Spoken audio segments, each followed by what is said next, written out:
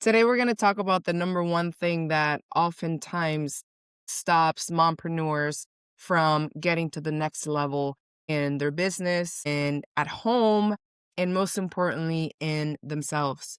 If you were to fix this one thing that controls 90% of what we do and what we don't do in our business and our lives, you are going to be unstoppable. And so I'm going to kick things off by telling you a quick story of a client that I was recently working with. We've been working together for a while, and she called me the other day to walk me through a call she had just had with a prospect. And some of you might be familiar with it, so please take some notes along, maybe some of the things that she should have done differently, some things that she missed, some things that she did really well, because what you'll find is that oftentimes we think that when these things are happening, especially to you, you think that you are the only person who's stuck in this island that goes through these things. And the reality of it is, you're not.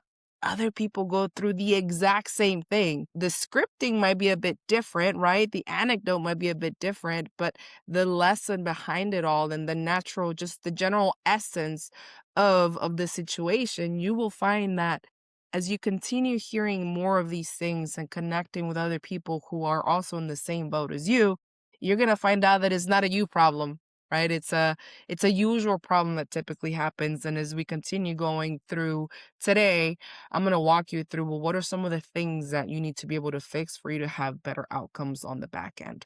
Client calls me. What she does is she sells accounting services to companies. So what that looks like is she's selling a platform that helps people do their invoicing and their statements and the reports at the end of the month.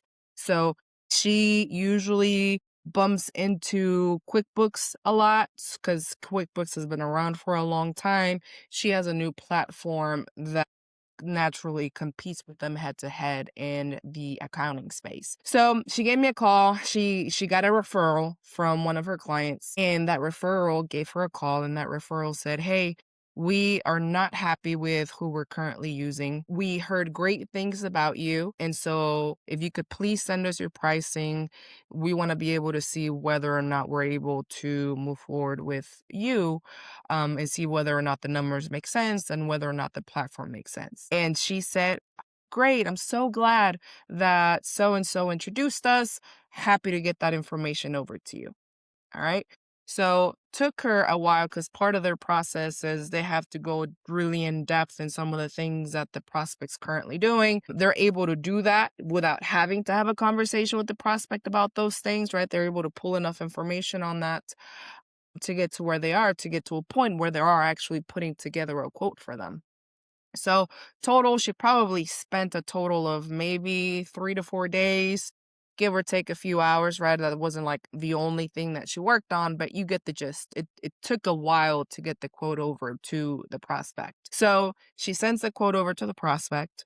And then what happened naturally is she heard nothing back. No reply back, no call, no text, nothing. It was crickets for a couple of days. And so she musters up the courage to give the prospect a call. She calls him, and the prospect says, "Hey, actually, thank you so much for sending the pricing over to us. What ended up happening is we talked to our current vendor. That current vendor, we've been with them for a long time. We talked to them about some of the problems that we've had. We talked to them about just things that need to happen differently. And then also, what really helped us is we were able to come to the prospect, to our current vendor, and talk to them about not only these things, but we told them, hey, we've been looking around and we're actually able to get better pricing through somebody else. And so what do you suggest that we do?" And what do you think happened next? What did their current vendor do? Well, current vendor said, "I am so sorry that all of these things have been happening from now on. We're going to get our stuff together. And by the way, we can lower your rate that you're paying for monthly with us. So let us know, what is it that other vendor you were talking to, what was the pricing that they shared, and then we'll be happy to see whether or not we can match it or maybe even beat it." So That's what happened in the background, all right? So that's the backstory. Now let's talk about my client giving me a call. So this lady is upset. She's mad. And she's like, hey, this happened, right? I muster up the courage to call the prospect, and the prospect told me this happened. And I am so mad because I spent all of this time getting the pricing together for him to just tell me that they're going to go with their current vendor versus trying something out. So I'm walking her. I'm letting her talk, right? I'm not walking her through anything yet. So I'm letting her talk. And she's like, and I'm so mad at myself. And it's gotten to the point with this client because we've worked together for so long where she will self coach herself, right? She's at the point where she will ask herself questions that will get her to the point where she understands where she went wrong. And it naturally comes from working with a process, with a system, having a common language with a coach. But there is a certain point and a person's life where you've been through the training, you've been through the coaching, so you're able to spot these things on your own. It doesn't require me to teach you and tell you this and this and this and this wrong, right? You get to a point because you've done it so much, because you've lived it so much, and because it's been ingrained in your head from hearing your coach talk. And so you get to a point where you are able, or should be able, to self-coach yourself and say, crap, this is where I messed up. And so I'm letting her talk, giving me the background, and then she's just asking herself these questions. And she's like, oh, I'm so mad that I did that. What I know where I went wrong. I went wrong. And I just, as soon as the prospect said that they weren't happy, that they wanted to get pricing from someone else, and they said that they were considering me, I just immediately got to work. And what I should have done was I should have taken the time to qualify them more. I should have taken the time to ask more questions. And this is a mind shift for a lot of you. If you're able to make this one mind shift in your conversations with your prospects, it's going to change the trajectory of where you take your sales calls and the likelihood of you, one, differentiating yourself, and two, possibly getting the deal because you do this one thing. You ready? The one thing you need to get really good at in your sales calls is you need to get really good at calling out the elephant in the room. And the elephant for her that she got, hindsight, right? Once the conversation had already happened, once she had already spent all the time putting the pricing and the quoting together for the prospect, and once she had actually had a conversation with the prospect versus, hey, can you get a quote over to us? Of course I can. Click, the end, right? No conversation. What she learned in coaching herself and going through this is that she said, and she's like, I'm kicking myself for not only not doing those things, right? Not qualifying, not having a conversation, just picking up the phone and saying, cool, yeah, I'll get you a quote. The biggest mindset shift that she has made is that she was so mad at herself for not calling out the elephant in the room. And the elephant in the room in this particular situation was, well, listen, prospect, it sounds like you've been working with this vendor for a long time. And I know how challenging and how stressful it is to migrate accounting systems. And I know you worked with them for a while and you probably have a relationship with them. And you know how lengthy of a process it is to go through all that. And you don't want things to get lost in the process. And so, because I know that, let me ask you a question. What were to happen? What do you think would happen if you were to go with your current vendor and tell them how unhappy you are and how you've decided to go with a different vendor? How do you think they would take it? Have you considered having that conversation? Right? It's the question that we're all thinking, right? Hindsight, once it's already happened, we're all thinking like, crap, why didn't I say that? It's so obvious. It's right there in my face. And so I asked her and I told her, so that was her biggest mindset shift from a coaching perspective that I've seen her have. It's that I should have called the elephant in the room. Now, she didn't know about the elephant in the room because during that initial call, when the prospect said, hey, give me a quote, she didn't go in depth in terms of, well, help me understand what's happening in your world that's making you have this conversation. Should she had asked that question and had that conversation, perhaps she would have learned that she's been with that vendor for a long amount of time and they have a relationship, and that the prospect is afraid to migrate their accounting services because it's accounting and it's money and it's dealing with the banks and statements and reports. Should she had asked that question, right, and opened up the conversation, she would have been able to not only better qualified and had a better conversation, but really determine what's the likelihood of this guy actually leaving their current vendor to go with me and start the process of going with me. And also, she would have known whether or not to spend the 2 to 3 days putting together pricing for that prospect, right? And so, not only qualifying, but calling out the elephant in the room makes such a huge difference. But you can only get to that point with your prospect once you actually open up the conversation versus just picking up the phone and saying, sure, I get that quote over to you in a couple of days, right? So, huge mindset shift that she's had to make to see hindsight, although it happened after the fact. Those are the calls that we oftentimes learn the most from, right? Sure, getting the yes is great and it's amazing. It feels good. We're money in your pocket. Another client that you get to be able to help and get testimonials from and referrals from, and that's great. But the calls that you don't get, the prospects that you don't get, the ones that kick your butt, the ones that make you go and call your coach and tell them, I am so pissed, those are the ones that you're going to learn the most from. All right. So don't kick yourself if you messed up in one. You want to mess up, because the more you mess up, the more compound those mistakes and those lessons that you get, right? So over time, all these lessons are just continuing to compound on themselves to where you get to a point where you are able to have those conversations, where you are able to smoothly call out the elephant in the room and better qualify and determine whether or not you should spend a day or two putting together quotes for somebody that's not going to close. All right. So let's take it to what happened next. Right. So I'm letting her just coach herself through this. She's pointed out the fact that, should I had a conversation, 2, qualified it, and 3, should I had known, because I asked those questions, I would have been able to learn this information and then be able to better qualify it and then been able to call out the elephant.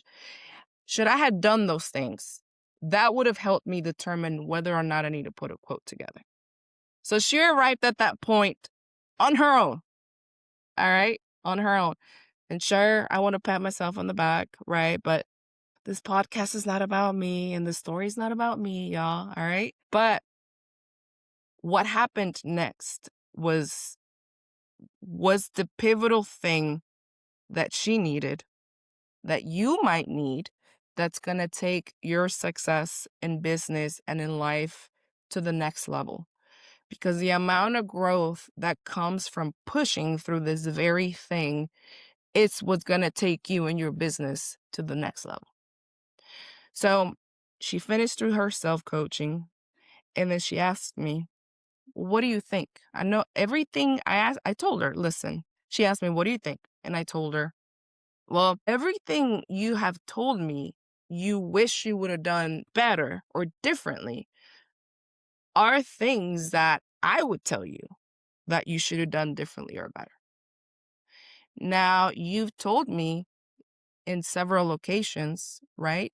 You've told me that the prospect calls and you do the same thing. Then you've talked to another prospect and you do the same thing. And then you've talked to another prospect and you've done the same thing.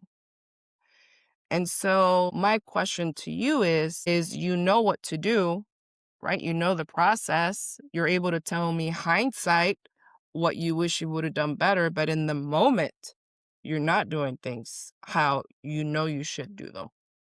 So what's stopping you from doing that?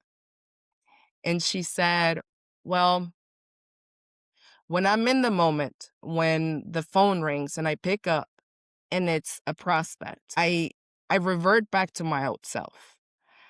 I know that I should say all of those things that I just told you I should say, and I know the questions to ask, but the phone rings and I just get to a point where I just default to who I was.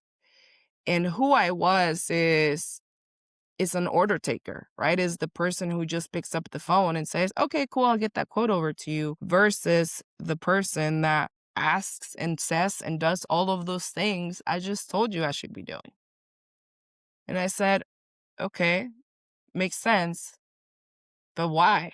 Like what's the thing that's keeping you to your in your old self? What's the thing?" So I get it. You revert back to your old self, but what's the thing that's keeping you in your old self? And she said, and this is the very thing that you need to make sure that you're working on and pushing through, because if you were to fix this one thing, it's going to grow your business exponentially. And she said, the thing that's keeping me back to reverting to my old self and not doing those things that I know I should do because I've done them before and it's worked, right? I've closed clients from doing those things. But there's times where I go back to my old self. And the very thing when I asked her, well, what is it? What is the one thing? She said, well, I'm afraid. I'm afraid that if I were to ask those questions that I told you I should ask, I'm either not gonna get the deal because maybe I may come across as pushy, or the prospect may determine that they don't like me. And she shared this. She's like, I come from a world where I was the expert, right? I was the person that people came to. But whenever they call me to get me a quote and get my services, I feel like I'm the one that's getting to them. And so I revert back to my old self. Sorry. I revert back to my old self in the sense that I let, because I'm afraid of asking these questions and I'm afraid of upsetting the prospect, I just do them. But then I find myself, sorry, I gotta drink some water. Sorry, y'all. I had to cough up my lungs a couple times. So she said, when I'm in the moment, I just get to a point where I'm afraid. I'm afraid of upsetting the client, the prospect.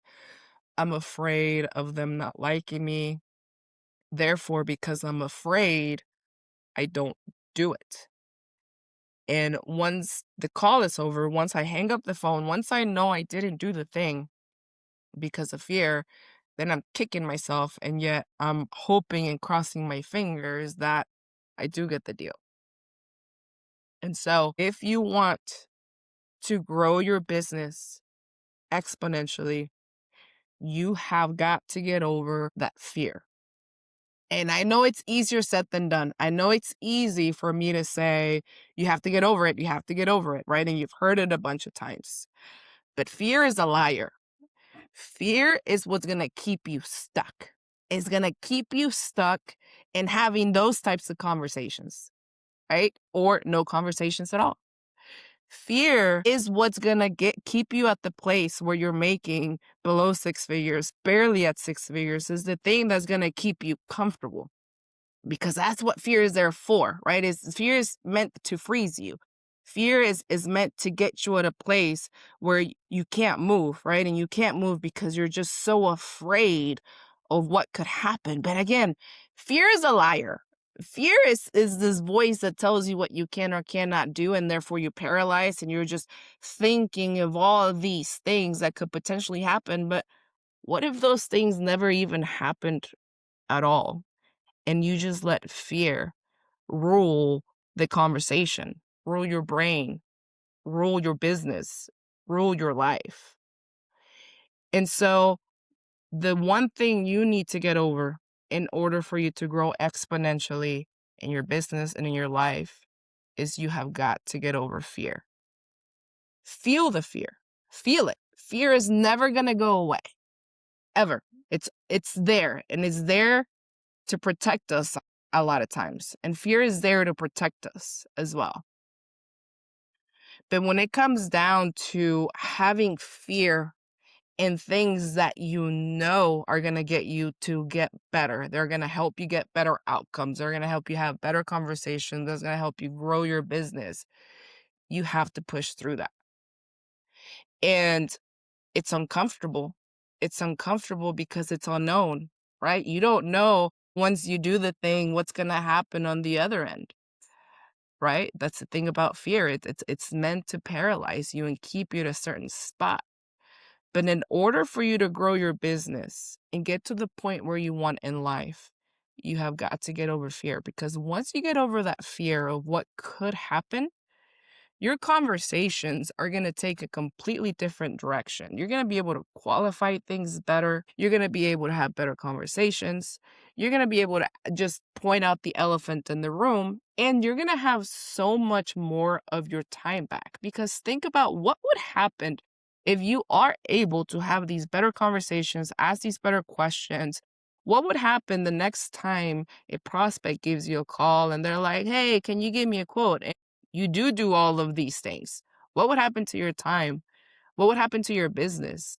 What would happen to life with your kiddos, right? You would probably spend more time with them, have more time with them to do the things that you really want to do, or you would have so much more time in your day for you to focus on you, right? Rather than having to spend all of this time putting quotes together for things that aren't going to close because you were fearful of what could potentially happen.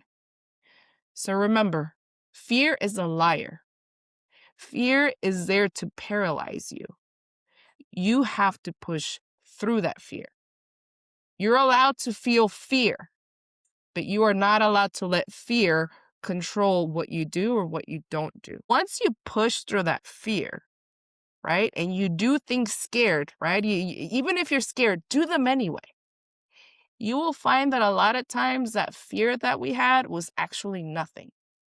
And you're going to kick yourself and you're going to say, hold on, that's what I was afraid of. And so that's where growth begins, right? Growth begins in doing things when you're not ready. Growth begins in doing things when you're afraid of doing them, yet doing them anyway. Growth begins in which you do things even when they're uncomfortable, even though when they're new to you. That's where growth begins for you. And the more you grow personally and the more you put yourself in these situations, right? Situations such as doing things that make you uncomfortable, doing things that you're scared of, the more you're going to grow as an individual, and your business and your life at home needs you to grow. Because the more you grow internally, the better you're able to show up for your business and the better you're able to, in return, show up for your life at home. And so the one thing you need to work on in order for you to grow your business exponentially and grow as an individual and show up as your best self at home and in business is you have got to push through that fear and get over fear. Don't let fear rule your life. Fear is a liar. Fear is there to be that little dangling voice in the back of your head. Push through that. Don't think about it. Just do it. And once you do it, you're going to not only grow, but you're going to see that it wasn't really a big deal. And most importantly, you're going to get to reap the benefits of doing things that makes you scared by actually doing it and seeing the outcomes that come from that.